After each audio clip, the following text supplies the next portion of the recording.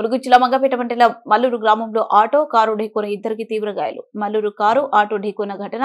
మల్లూరుకు చెందిన auto driver Soyam Eshwar, Maraboina రాంబాబులు తీవ్రంగా గాయపడిన ఘటన మల్లూరు ప్రధాన రహదారి హేమచల లక్ష్మీ నరసింహస్వామి ప్రధాన రహదారి ఆర్చి సమీపంలో ఉదయం చోటు చేసుకుంది.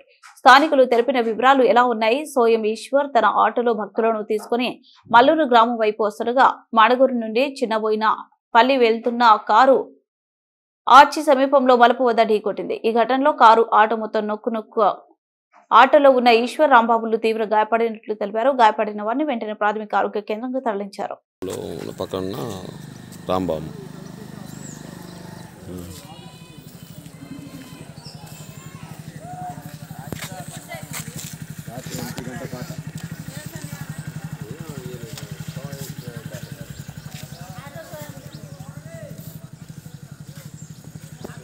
అందులో 2 గంటల కంటే